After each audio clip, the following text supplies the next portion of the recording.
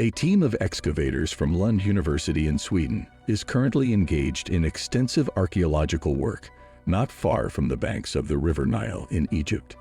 Their focus centers around an ancient quarry with a history spanning thousands of years, and their ongoing efforts are on the verge of revealing significant findings. Unbeknownst to them at the time, these discoveries appear to have a connection to one of ancient Egypt's most renowned leaders. This excavation in an African quarry has unearthed a previously lost link to Egypt's past. Tutankhamun, the pharaoh of ancient Egypt, reigned for about a decade around 1333 BC. Having ascended to power at a young age, Tutankhamun was guided by a council of influential advisors due to his youth. While his reign wasn't particularly distinguished, he has ironically become one of the most famous figures of ancient Egyptian history. This is largely attributed to the intact tomb discovered by British archaeologist Howard Carter in 1922. The remarkable contents of Tutankhamun's tomb captured public fascination, cementing his status as an enduring enigma. Given Tutankhamun's enduring appeal, any new findings related to him or his close relatives are of immense significance. Although the Swedish archaeological team's discovery in 2019 at the ancient quarry couldn't be directly tied to Tutankhamun himself, it did seem to have links with one of his familial connections. Moreover, this discovery could offer insights into the practices and culture of ancient Egypt. The site under examination is named Jebel el Salsila and is situated approximately 40 miles from the city of Aswan along the Nile River. Once a prominent quarrying location, Jebel el Salsila played a pivotal role in Egypt's construction endeavors. During the 18th dynasty, around 1549 to 1292 BC, the site gained importance as sandstone gained precedence over limestone in construction. Sandstone was readily available at Jebel el Salsila, and it contributed to the creation of several significant structures across ancient Egypt. The quarry's rock was extracted and transformed into stone blocks known as talabots. These talabots were instrumental in constructing various noteworthy buildings in prominent locations within ancient Egypt. As the Swedish archaeological team continues their diligent work at Jebel el Salsila, the potential insights they gather from this quarry could offer valuable glimpses into the architectural practices and societal dynamics of ancient Egypt. Stone extracted from Jebel el Salsila is thought to have been used in constructing many of ancient Egypt's grand temples. This includes structures at renowned sites like Luxor, Karnak, and Medinet Habu.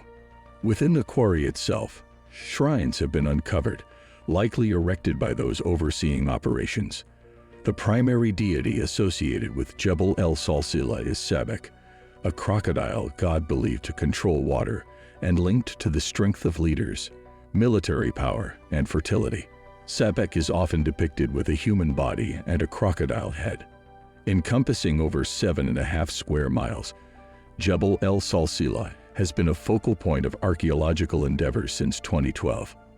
Lund University from Sweden, led by archaeologist Maria Nilsson and her husband John Ward, has been spearheading the project.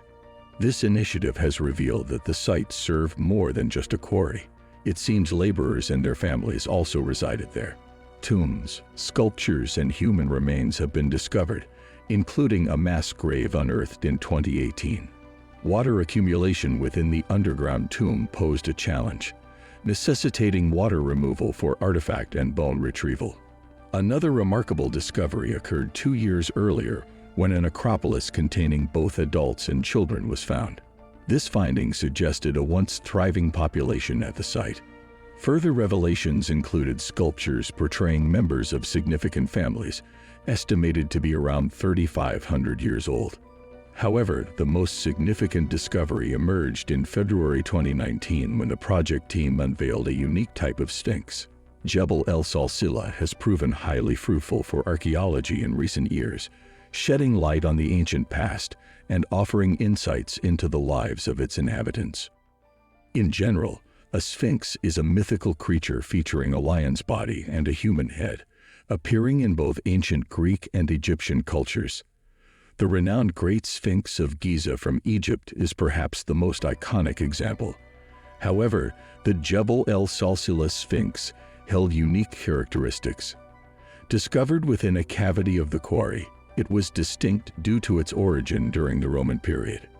Nearby, numerous engraved stone pieces and a carving of a snake that once adorned the Sphinx were also found.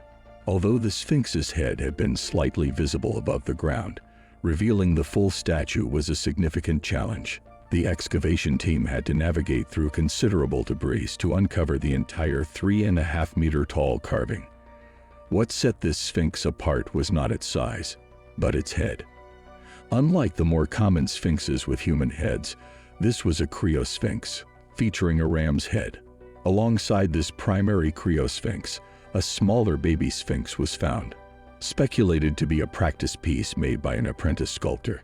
The site also contained metal fragments and remnants of stone, suggesting it may have been a location for sculpting work. Experts believe the criosphinx was likely crafted during the reign of Tutankhamun's grandfather, Amenhotep II. After Amenhotep II's passing, the sculptures he commissioned might have been discarded at this site. Although Tutankhamun is better known today, his grandfather was considered a successful leader during ancient Egypt's pinnacle of power and prosperity in the 14th century BC. Amenhotep's reign, which lasted nearly 4 decades, coincided with the construction of some of Egypt's most remarkable structures. His military prowess ensured the protection of his realm during this prosperous period. The discovery of the Jebel el-Salsila Sphinx sheds light on the artistic and historical intricacies of ancient Egypt and its leaders. Expanding its territorial reach to new regions, the era following the demise of Amenhotep II saw Pharaoh Akhenaten ascending to power. Initially maintaining continuity, Akhenaten's reign took a drastic turn after 5 years when he outlawed Egypt's ancient religion and ordered the closure of temples. Renaming himself Akhenaten, he focused solely on religious matters, neglecting other crucial aspects. This shift led to a decline in Egypt's wealth and military strength, marking the end of its prosperous days under Amenhotep. After Akhenaten's rule, his son Tutankhamun assumed the throne at a young age. Despite his short reign, Tutankhamun reversed his father's changes, restoring the old religion and reopening temples. Tutankhamun's legacy, though uneventful during his lifetime, has endured. His tomb's discovery in 1922 sparked global fascination, resulting in exhibitions of his belongings worldwide. The recent find at Jebel el-Salsila, a substantial criosphinx resembling Karnak temple sculptures, adds intrigue due to its connection to Tutankhamun's ancestor, Amenhotep II. Theories suggest leadership changes may have halted sculpting works, explaining its abandonment. The site promises insights into ancient Egyptian society, religious practices, and ideologies. Though more exploration is needed, these discoveries hint at revealing the influential civilization's secrets, enhancing our understanding of its history. Ongoing efforts could unveil further surprises, illuminating Egypt's mysteries and historical importance. Subscribe and press the bell icon for regular updates.